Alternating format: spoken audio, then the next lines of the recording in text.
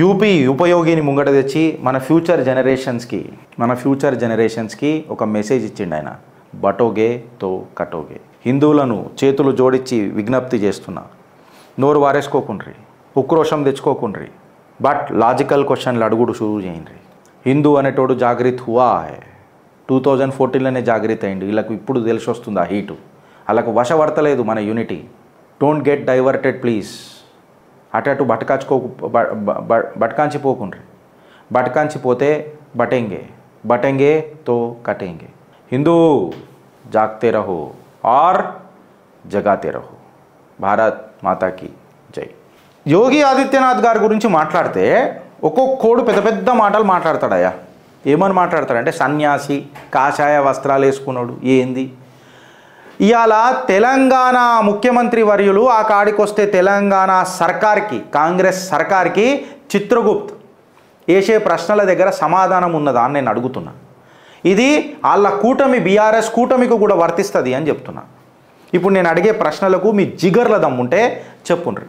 కేటీఆర్ని కూడా సవాల్ చేస్తున్నా, రేవంత్ రెడ్డిని కూడా సవాల్ చేస్తున్నా. మీ కూటమి ఏందో దోగులాపన మొన్ననే అరకపూడి గాంధీ కేసులో మొత్తం బయటపడ్డది. ఇవాళ మాంక్ అని అన్నారు, సన్యాసి అని అన్నారు. ఇవాళ ఒక్కొక్కళ్ళ షార్దిలు లేపుతున్నాడు నా ఉపయోగి Yogi Adityanath. The GSDP of Uttar Pradesh is projected to grow by 19%.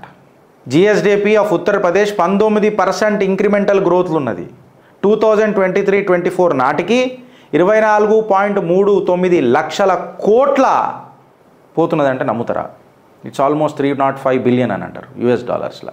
Per capital income of Uttar Pradesh is estimated to be around 84,000 crores in 2023, which is about 49% of the national average. 49% of the national average law Uttar Pradesh per capital income around 84,000 crores పోతున్నది. Expenditure ఏదైతే ఉన్నదో, expenditure of Uttar Pradesh is estimated to be 6,59,061 crores, which is 17% higher than the revised estimate of 2002.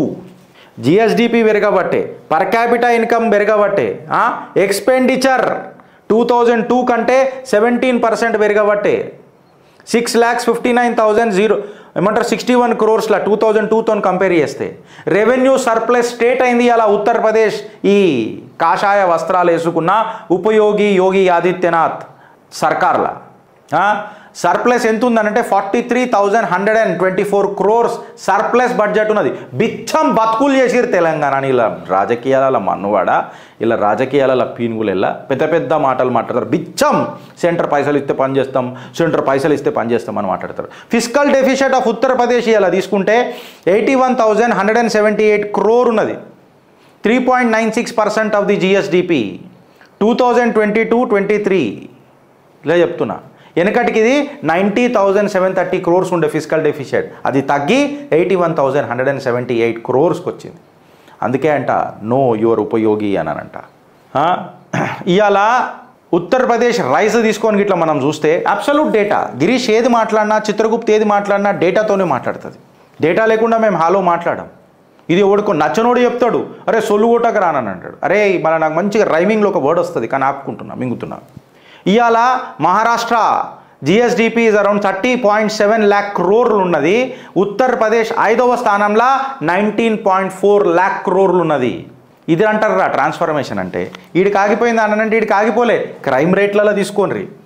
ఇవాళ రాత్రిపూట రాష్ట్రాన్ని నడపాలనంటే ముఖ్యమంత్రి వర్యులకు తెలంగాణలో గజగజ వణుకుతున్నాడు. ఏడ లా అండ్ ఆర్డర్ సిచ్యువేషన్ అవుతుందోనని. కేసీఆర్ రాజకీయాన్ని తట్టుకోగలుగుతాడని. భారతీయ జనతా పార్టీ కట్టలేం కట్టలేదు కాబట్టి ఇక దీన్ని పరిగణనలోకి తీసుకుంటే బంద్ చేయాలి. ప్రజల లేడున్నది భారతీయ జనతా పార్టీ. అదే ఉత్తరప్రదేశ్లో క్రైమ్ రేట్ తీసుకొని చూస్తే 2014లో ఎంత ఉండే, 2019లో ఎంత ఉంది అని అంటే రేప్ కేసెస్ 2014లో 3,467 కేసులు నమోదైతే 2020కి వచ్చేసరికి 2,769. బైనోంకు చూకేదేకో చరా అన్నాడు కదా బుల్డోజర్ బాబా. బైనోంకు చూకేదేకో నాకు వచ్చింది మంచి వర్డ్, హిందీలో ఒకటి ఉంటుంది, కసక్కు మంది దించుతాడు గడ్డపార బుల్డోజర్ది. సుప్రీంకోర్టుతో కూడా హెడ్ ఆన్, మేమేమి అవి ఇవి కూలగొడతలేం, ఎన్క్రోచ్మెంట్లు ఉన్నాయి, బుల్డోజర్ పెడతా, దానికి నాకు సుప్రీంకోర్టు ఏం చెప్పాల్సిన అవసరమే లేదు. నాకు తెలుసు లా అండ్ ఆర్డరు కింద ఏం మున్సిపల్ అడ్మినిస్ట్రేషన్ ఈ అథారిటీస్ ఏవైతే ఉంటాయో, ఏజెన్సీస్ ఏవైతే ఉంటాయో వాళ్ళ పనులు వాళ్ళు చేసుకుంటున్నారండి. అనగా సుప్రీంకోర్టు కూడా కరెక్ట్, నువ్వు చెప్పింది ఎంక్రోచ్మెంట్ ఉంటే కూలగొట్టుకోరు, మాకు సంబంధం లేదు, సామాన్యం మేము ఎందుకు కూలగొడతాం. ఇలా ఇదే పాలసీ యుఎస్ఏలో కూడా వాడుతున్నారు, బుల్డోజర్ బాబాకి జై.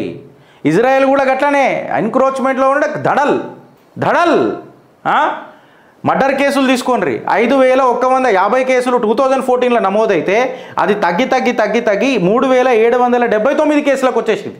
మళ్ళీ కాషాయ వస్త్రాలు వేసుకున్న సన్యాసి మీ దృష్టిలో అడ్మినిస్ట్రేషన్ ఎట్లా చేస్తున్నాడు? అడ్మినిస్ట్రేషన్ ఈజ్ ఎకనామిక్స్ అని చెప్పి ఒక గొప్ప నాయకులు చెప్పారు వెనుకటికి. అడ్మినిస్ట్రేషన్ ఈజ్ ఎకనామిక్స్ అని అన్నారు. And Uttar Pradesh is marching towards 1 trillion economy. నమ్ముతారా?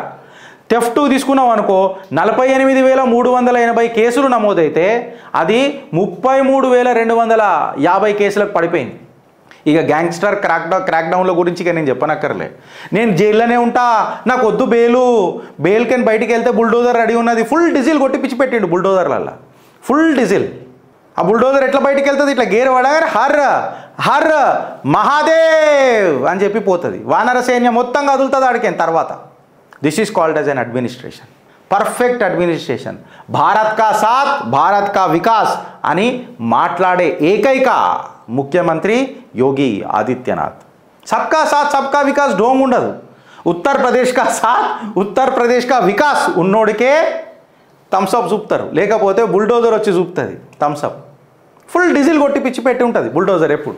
గ్యాంగ్స్టర్లకు తీసుకుంటే 10,900 పోలీస్ ఎన్కౌంటర్లు జరిగినాయి, 13 మంది పోలీసులు చచ్చిపోయారు, 23,300 మంది అరెస్ట్ అయినరు, 5,000 నుంచి ఇంజూర్ అయినరు, 1,443 పోలీసులు ఇంజూర్ అయినరు. ఇన్వెస్టర్ గ్రోత్ ఏదైతే తీసుకుంటామో పోలీసు వాళ్ళ మీద ఇంత దాడి జరుగుతుండే వెనకటికి. అతీక్ అహ్మద్ మీద కేసు నమోదు చేయాలనంటే పోలీసు వాళ్ళు భయపడ్డారు, కేసు తీర్పు చెప్పాలనంటే కోర్టులు భయపడ్డాయి. యోగి ఆదిత్యనాథ్ వచ్చిన తర్వాత అన్నోన్ గన్మెన్కి జై. పాపం ఆయన అదృష్టం ఏందో ఈయన హయాంలోనే జరిగినాయి అవి. ఎందుకు టీవీ వెనక మళ్ళీ బోల్తా పడ్డది, ఉరికేడు గడ్డి అయిపోయాయి. ఇంత ట్యాక్స్ పేర్ల పైసా సేవ్ అవుతుంది భయ్. మానవతా హక్కుల మళ్ళీ బెంగాల్ కనబడతలేదు మానవతా హక్కులు. కాశ్మీరీ జనసైడ్ అయినప్పుడు ఎవరికి కనబడలే ఈ మానవ హక్కులు. ఖిలాఫత్ మూమెంట్ మోప్లాలో జరిగినప్పుడు ఎవరికి మానవ హక్కులు కనబడలే. నేను అభివృద్ధి చూపించినా, ఆధారాలతో చూపించినా, మీ ఆధారణ కోరుతున్నా.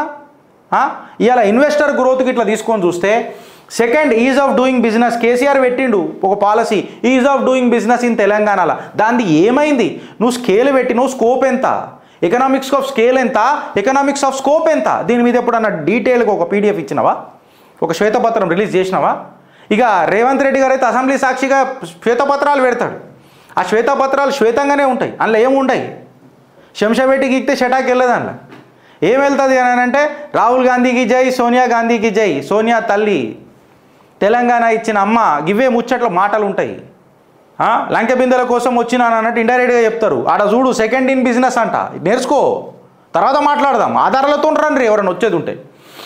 17,000 crore ఫారిన్ ఇన్వెస్ట్మెంట్లు వచ్చినాయి ఉత్తరప్రదేశ్లో.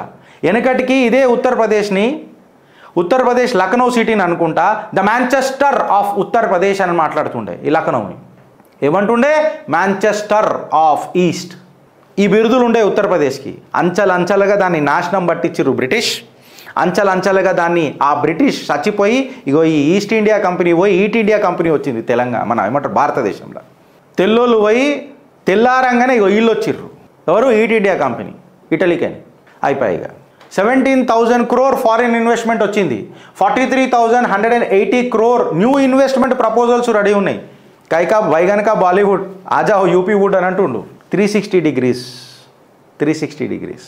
మీరు ఆలోచించుర్రి ఫ్రెండ్స్, అసలు ఎవరు ఏడికైనా వచ్చిండు, ఏం చేస్తున్నాడు? ఒక నిజాయితీగా ప్రజల పక్షాన నిలబడ్డ నాయకుడు ఉంటే 1 trillion ఎకానమీ సైడ్ పోతుంది ఉత్తరప్రదేశ్. సర్కార్ని బిచ్చం అడుగుతలేదు. ఇవాళ 49% ఆఫ్ ది నేషనల్ యావరేజ్లలో జిఎస్డిపి నడుస్తున్నది అని అంటే, ఫిజికల్ డెఫిషియట్ని 90,000 నుంచి 80,000కి దించుకున్నారు అని అంటే ఎంత గ్రౌండ్ వర్క్ జరుగుతున్నదాడ, ఎంత మ్యాసివ్ ఇన్ఫ్రాస్ట్రక్చర్ బిల్డ్ అవుతున్నదాడ.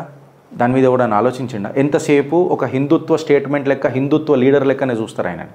బట్ ఇంగ్లీష్లో ఒక కహావత్ ఉంటుంది మా సేల్స్ అండ్ మార్కెటింగ్లో, systems work better than a smile అని అంటారు. సిస్టమ్ గట్టిగా ఉంటా అంటే హస్కే కిసీకో పసానా नहीं चाहिए और ज़रूरत भी नहीं है. This is the UP's government for you and for your review. మళ్ళా కాంగ్రెస్ వాళ్ళు నాకు సమాధానం చెప్పే దమ్ముందా? అభివృద్ధి చిట్టాలతోని వచ్చి నన్ను కౌంటర్ చేసే సత్తా మీకుందా? లేదా కేంద్రం మీద పడి మీ గ్యారంటీల కోసం బిచ్చం అడిగే పరిస్థితులు ఉన్న మీరు మా జీవితాలు బాగుపరుస్తారంటే మేము నమ్మాలనా? నేను కాంగ్రెస్ కార్యకర్తలకు కూడా చెప్తున్నా, ఏం రాదు మీకు, ఇది మీరు గుర్తుపెట్టుకోండి. వాళ్ళకు ఒక ఐడియాలజీ లేని దాంట్లో మీ ఐడియాస్ ఏం పనిచేస్తాయి అని మిమ్మల్ని కోరుతున్నా. జర ఒక్కసారి ఆలోచించుర్రి అని అంటున్నా. దేశం కాడికి వచ్చినప్పుడు మాత్రం ఖచ్చితంగా ఒకవైపు తిరుగుండ్రి అని చెప్పి మీ కాంగ్రెస్ వాళ్ళు అయినా సరే మీకు పాదాభివందనం చేస్తారని అయినా ఒకసారి ఇనుండ్రి, లాజికల్గా ఆలోచించుర్రి. నేను మాట్లాడేది మన తప్పైతే. భారత్ మాతాకి జై.